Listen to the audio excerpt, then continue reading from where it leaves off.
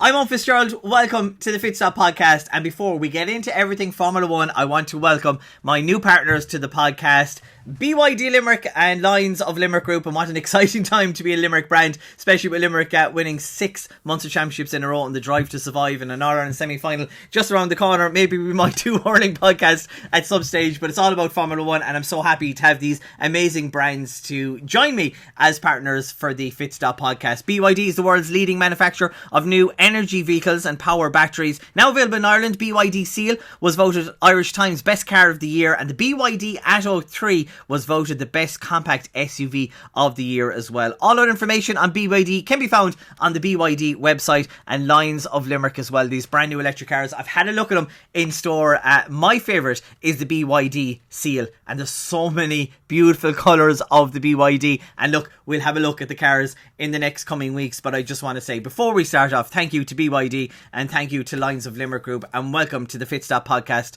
2024. So it's been a few podcasts. We've had a few races. A win for Max Verstappen in Imola. We had Lando Norris's first win in Miami, and we had a win for Charles Leclerc, his home race in Monaco. But it all went a bit skewer ways for Ferrari yesterday, the Canadian Grand Prix. We saw another win for Max Verstappen, but it was a Grand Prix that didn't disappoint from lap 1 to lap 70. Welcome to the review of the Canadian Grand Prix 2024 and the F1tzstop podcast.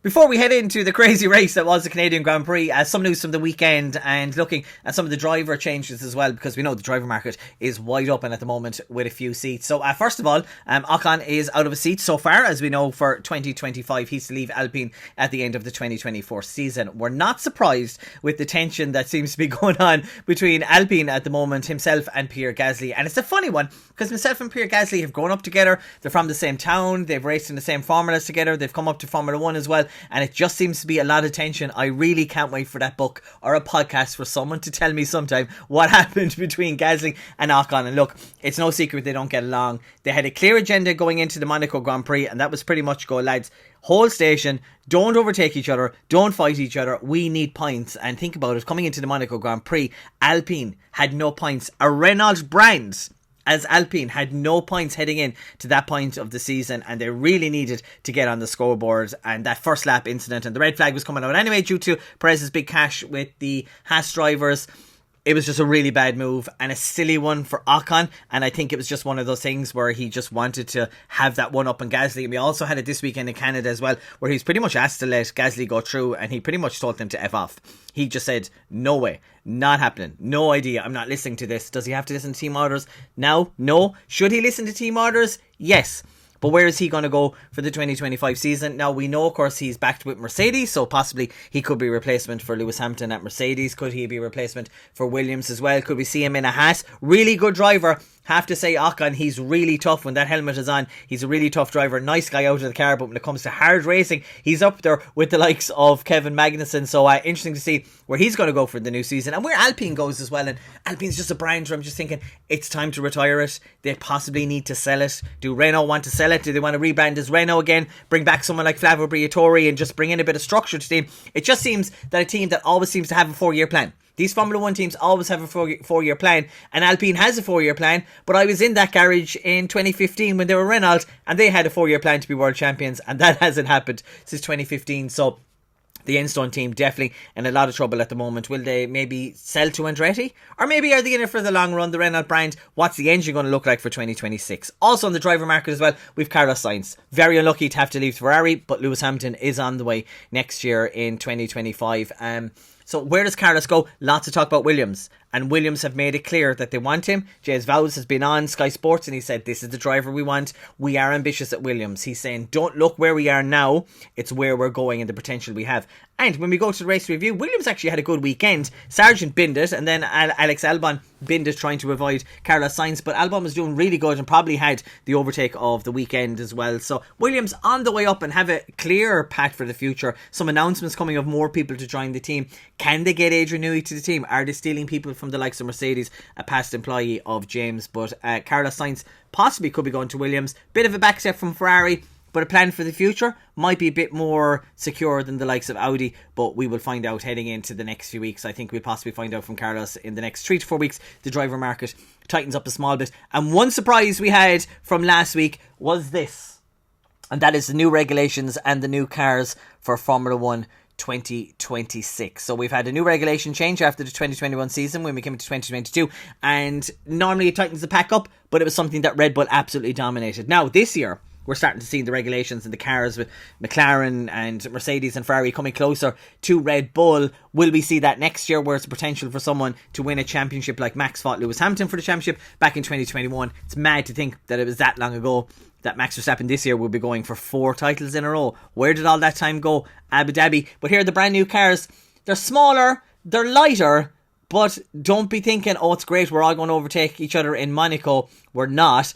But the cars are smaller, different front wing as well. DRS is gone, but I'll explain there is a different type of DRS. The arches over the wheels, I wouldn't make it as a news reader or as a weather reader. The arches over the wheels as well, they're also going to be gone. And it's just a tighter car, and it's a car that's going to be super fast on the straight. They say these cars are going to be ridiculously fast on the straight, maybe not so much in the corners. So that is the worry for the teams at the moment for the 2026 season is, are they going to be fast in a corner? They'll be fast in a straight line, they'll bring closer racing, but what's it going to be like in the corners? But there's a lot of adjustments that the drivers can make. A lot of the power now, with some of the recover energy going in the batteries to the powertrain, the engine's going to be driving this car. And the engine's going to be really, really powerful. Hopefully, fingers crossed, we will see some louder Formula 1 cars as well. Different front wing, different back wing as well, and also the side pods as well. Look, we could go into it, the cars are going to be completely different. It's not signed off, because a lot of teams are a bit worried about what's going to happen. But the front wing and the rear wing, they're going to have like an X and a Z mode where the drivers are going to be in control throughout the lap of little winglets there. They'll be able to bend the wings. So we're not going to see the flap and the DRS anymore. It's going to be down to the driver to kind of adjust the settings of the car. So is it going to make the cars easier to drive? Are they going to be harder to drive? Are they not going to be as enjoyable to drive? I don't think Formula 1 cars are as enjoyable to drive now as they used to be in the past. But that's a look at the regulations for 2026. We get into it a bit more. I'd like to do a podcast where we get into it on more detail, but I like the cars. They kind of look like a Formula 2 car. There was concerns as well. People are going to say, will the Formula 1 cars be slower than the F2 cars? And they've said it to us, no, these cars are going to be ridiculously fast. If anything, they're probably going to be too fast. But look, we know Formula 1 engineers, it looks like this now. It's not going to look like this when someone like Adrian Newey hopefully gets his hand on the 2026 Formula 1 cars. But I really like that. I have to say, excited for F1 2026. It was an exciting Canadian Grand Prix. It was probably the one of the most exciting Canadian Grand Prix we have seen in a long time, and it's definitely up there with one of the best Formula 1 races in a while. It had everything over the weekend. A lot of the race was interrupted with weather in Canada. There was points where there was like bits of ice. It was that bad when it was raining at one stage that the hail was like absolute ice cubes, and we didn't get great running, of course, in P1 and P2, and then we got a bit more running in P3, and it just seemed that Max Verstappen and Red Bull and Perez weren't having a great weekend, and we kind of thought after Monaco as well that the track wouldn't suit him this weekend, and the high curbs and how the car would ride the curbs wouldn't suit Max Verstappen and Sergio Perez this weekend. Didn't suit Perez, did suit Max Verstappen in the end. Quite like Imola, even though he struggled, still managed to pull out the race win. But Mercedes were on it, and especially in FP3, Lewis Hamilton was absolutely on it, and he's won in this track like 7 times before. He's pretty much the master of Canada, and he won his first Grand Prix under crazy circumstances. Of course, remember the big crash with Robert Kubica back in 2007. He showed great pressure against his teammate Alonso, who had an absolutely shocking weekend that weekend, but forget about 2007. So it looked like going into qualifying that Ferrari were on the back foot, looking very slow, and Mercedes we're looking very fast, and that's how it went. Ferrari were out in Q2, didn't make it to Q3, 11th and 12th. They were absolutely furious. Charles Leclerc, he was so furious with his race engineer. He said, we'll say and we'll talk about this afterwards. I don't want to talk about this now. They had to go debrief and see what they could do for the Grand Prix on Sunday. They were just off the pace. They couldn't warm up the tyres. The car seemed slow, and it was so strange to go from, they just looked like they were like glued to the track in Monaco, and it suited him so well, and it suited Charles, and Sainz did well, but it's hard to overtake in Monaco. Charles seemed to be on it, and it looked like Ferrari was back. And then you go into this weekend and the car was absolutely terrible. Now we're seeing with some circuits like Monaco that didn't suit Red Bull that much, we're seeing circuits that don't suit certain cars, and there'll become tracks where McLaren mightn't do great on some tracks and Ferrari will do better. But this should have been a track where Ferrari should have done well, because McLaren haven't scored points since like Kevin Magnussen back in something like 2015, which is crazy to think for McLaren, but the track never seemed to suit them and they never seemed to have any luck when it came to Canada. And it was George Russell who was on pole position. We haven't seen this in a long time. If you remember back Formula 1 in the 90s, I remember watching this 1997 for the Formula 1 race. It was the last race in the qualifying of the season. Jacques Villeneuve and Michael Schumacher were going for the 1997 championship with Heinz-Hardt Frentzen. I remember him from Jordan. Yeah, he was in the Williams in 1997 with Villeneuve after Damon Hill went to Arrows or something, wasn't it? They didn't renew his contract. And 3 of them set the exact same time. 1, 2, 3. And whoever sets it first gets the pole position. So George Russell got the pole position, identical time, the exact same time as Max Verstappen. The chances of this happening, but the top 5 and top 6 only being a few thousandths of a second within each other, and 5 different cars in the top 6. Formula 1 is closing up, and I think these regulations now, before we head into the new ones in 2026, we're starting to see people catch up to Max Verstappen and Red Bull, and also catching up to Red Bull on certain circuits as well. It was such an entertaining qualifying, and we saw George Russell going in first, and very disappointing start for Lewis Hamilton. We would have thought he did well in qualifying, but the wind and the tyre temperature just didn't seem to work. George got the lap in, banked it in at the right time. Max Verstappen, identical time with Lando Norris starting in 3rd position. And then we came the start of the race where it absolutely flogged rain. But they all seemed to manage to get into turn 1 and turn 2. Okay, there was 1 or 2 at the back, but George Russell, good start by Max Verstappen as well.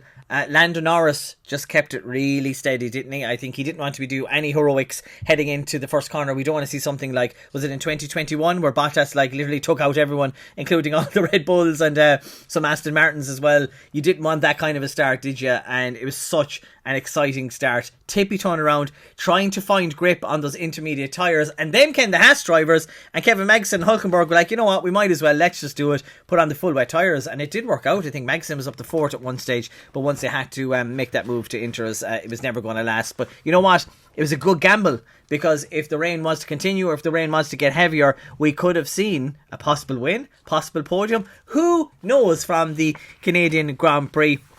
It was an exciting start to the Formula 1 race, and then of course we had the safety car come out, and the safety car did not suit Lando Norris. Lando Norris had managed to get himself from 3rd, overtook George Russell and Max Verstappen, had the lead, he was pulling out a good lead, and then the safety car came, and it looked like maybe possibly he would get out ahead of the safety car, but it just didn't work for him. The delta times, and obviously trying to get out the pit lane as well, and obviously the tyre temperatures, it just didn't work for him. So where the safety car worked for him in Miami a few races ago, it didn't work for him in the Canadian Grand Prix. Had that safety car knock him out, I think he would have been in such a better position, Lando Norris. So it was disappointing for him to fall back to 3rd position after such a great run. He kept on those intermediate tyres, didn't he? He kept on those tyres, he stayed out, and he made them work compared to what Russell and Max Verstappen were doing at the time. And he was very lucky coming out of the pit lane, wasn't he? Very, very lucky to drop back behind Max Verstappen, and he just pulled out lap after lap after lap on the Inter, stay out for that extra lap, see what it work. But it was a good idea for McLaren. I think there's nothing much more they could have done. Safety car just wasn't on their side of luck this weekend, and of course he did hunt him down towards the end, but a disappointing race, I think, for George Russell as well. So we had Max Verstappen in first, we had Lando Norris in second. It just goes to show the potential of what they're doing in McLaren. They're still pushing, and they're getting the podiums week end after weekend now. Of course, we had Oscar on the podium as well in Monaco. You know, they're sniffing behind going, we can pick up these race wins, or we can pick up these 2nd and 3rd places. McLaren in such a good place. Where can they go? Because it took them until the British Grand Prix last year. Where can they go in 2024? Can we see more wins for Lando Norris? I think so. Can Oscar Piastri get himself a win? I think definitely. Tricky race for him on the tyres. Not much wet running in Formula 1, so he did very well. George Russell in 3rd. George Russell had a scrappy weekend, didn't he? Even though he had such a strong weekend, he had a scrappy weekend as well, and he'd be very disappointed. And he even came on the radio to say, yeah, I just drove absolutely rubbish today, made a few mistakes, lost himself some places. It was definitely a Grand Prix that he could have won, and Mercedes should have won. They had the potential and they had the power to win it this weekend, but look, it's a podium, and I think we're seeing a stronger performance from Mercedes. Lewis Hamilton in 4th position. He'll be happy with his race weekend to a certain degree, I would think. Bit of a fight with George Russell towards the end. Toto on the radio to say, remember, we're racing each other, but we race each other cleanly. 5th place for Oscar Piastri.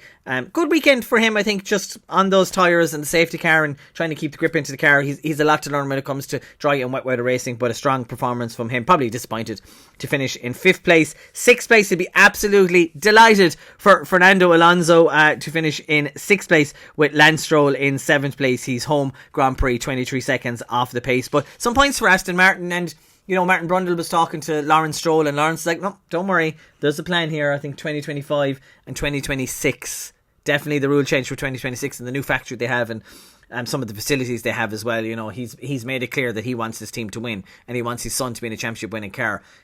Will he be good enough if he gets a race winning car? Fernando Alonso is in his 40s and he's still beating Lance Stroll, but we'll see. But look, either way, good points for Aston Martin to finish 6th and 7th in the race. Daniel Ricciardo in 8th place, he'll be happy to get some points. Jack Villeneuve said it, didn't he? Said it on Sky Sports, going, why is this guy still in Formula 1? Is he still good enough? Why is he getting the seat? Wasn't good enough, obviously, to get the seat for Sergio Perez, who is getting a 1+1 extension. Christian Horner was kind of interested to say that, it's 1 year plus 1 year, which kind of means we can give him a year and then take him out again if we don't want him for another year. Daniel Ricciardo will be delighted to get 8th place and get some points. Yuki Tsunoda will be absolutely devastated. It looked like he was in the points again, and he absolutely binged that car with a few laps to go. He'll be so disappointed. But Daniel Ricciardo needed those points, and I think Daniel Ricciardo has said it, and everyone has said it within the Red Bull team and Racing Bulls as well. Just Daniel Ricciardo hasn't done enough to deserve that seat to go back to Red Bull. So tough one for Daniel Ricciardo, because you kind of go, where's your future going? Because RB never looked like a team that are going to be up there fighting for podiums and wins along with the sister Red Bull team. So where does his future take him? Where is he going to be? Is Liam Lawson going to be knocking on that door? There's a lot of drivers out there looking for Daniel Ricciardo's seat, but look, he can stay in Formula 1 due to personality. But a good weekend for Daniel Ricciardo, good qualifying, and obviously good pace as well for 8th place. Gasly will be delighted with 9th place for Alpine. He'll be so happy with that. 10th place as well for Ocon. 9th and 10th points, especially after a disappointing weekend that they had back in Monaco. They'll be delighted with some points finishes. Haas 11th for Nico Hülkenberg, 12th for Kevin Magnussen, Valtteri Bottas in the Kick Sauber in 13th, Yuki Tsunoda in 14th, and Zhou Guanyu in 15th. And then non-finishes of Carlos Sainz, Alexander Albon. We also had a Williams as well, didn't we? Of Logan Sargent, Charles not finishing in the Ferrari, and Sergio Perez as well. Sergio Perez is to take a 3-grid penalty drop heading into the Spanish Grand Prix. So when he hit the wall, the rear ring was damaged. He drove on and he left some bits of the car. The car was unsafe pretty much to release to drive in the track. He left some debris on the track and he's going to take a penalty for that one. Should have parked up the car. But then again, Formula 1 drivers, they'll always try and bring it back one day. And that led to Sainz making a mistake. And then Albon, it just looks silly. But there's nothing you can do. You can't avoid a Formula 1 car when it's sliding in front of you. And especially that part of the track, and it acts like a tunnel, really, doesn't it? So he'll be very disappointed there. Carlos Sainz making that mistake, and then Albon was on it all weekend. He had an insane move down the pit straight, didn't he? Alex Albon was on it this weekend, but just a disappointing weekend. Williams, they were looking good in qualifying and they were looking good in the race, but it just didn't seem to come for them. They're pushing to get Carlos Sainz into that car, maybe Adrian Newey, and pushing for the future, we said as well. So that rounds up the Canadian Grand Prix. It was such a good Canadian Grand Prix, and a really strange 5-second penalty for Daniel Ricciardo. If you watch the footage, he doesn't jump to start, but it seems that possibly says on the clutch, the car might have rolled before the start. To the naked eye watching it, it looks okay, and they've changed the rule as well, because we know Norris had an issue as well where he didn't get a penalty for jumping the start earlier on during the year. So Daniel Ricciardo will be disappointed with that, but then again, he'll be happy to get himself into the points as well. Ferrari will be bitterly disappointed. They're going to have to debrief, and they're heading into Spain, and they'll be heading into Barcelona going, wow, what are we going to be like this weekend? I think Ferrari will be better, but it's a track that's going to suit Max Verstappen. Perez on the back foot with his grid penalty, but I think Max Verstappen is going to be on it next weekend. I think the circuit will definitely suit the Red Bull. Might suit the McLaren as well, but I don't think they'll be as close. I think it'll be a simpler weekend for Max Verstappen. And Max Verstappen just had a Champions Drive this weekend, didn't he? A Grand Prix that he shouldn't have won, but he was in the right place, right time, right tyres, minding the tyres, getting the safety car right. It all just kind of worked. It was a champion drive for Max Verstappen. The championship is getting closer, and Norris will be getting closer to the championship now in second to Max. Do I think Max is going to win the championship? Yes. Will they win the Constructors' Championship? Yes. But if we have a few races where we've got the likes of Lando Norris and Oscar Piastri and even Ferrari as well, and maybe Sergio Perez might get a kick up the arse, we might see him getting into the podium and into some wins as well. I think it's going to be an exciting finish to the Formula 1 season. I don't think we'll see a fight for the championship, but at least it won't be over halfway through the season. We head into Barcelona in Spain, and we're going to be heading to Grand Prix in England as well, in Silverstone, where I think everyone is hyping up McLaren and hyping up Lando Norris. I think he's going to be under so much pressure when it comes to his home Grand Prix. And we know what the pressure is like for any driver at their home Grand Prix, especially for the British drivers as well. But Mercedes also looking quite good in a strong weekend in Canada as well. So maybe they are on the way up. But then again, Mercedes can be quite inconsistent with this car. And then next weekend it could be terrible. Look at Ferrari. Ferrari are going to be scratching their heads. Ferrari going to want to bounce back in Spain. 100% they'll want to bounce back in Spain. And we leave it there. If you've got any comments, leave them under the video here. If you ever want to join me on the podcast, give me a DM as well. Always great to have the experts on. Thank you to BYD Limerick and to Lines of Limerick as well for joining us. I leave the details here if you want to check out the brand new BYD cars. Fully electric. Beautiful cars. Absolutely beautiful. The interior as well. Have a look on the website. The link is down below. Thank you so much for joining me for the F1tzstop podcast. And we'll be back for the Barcelona Grand Prix.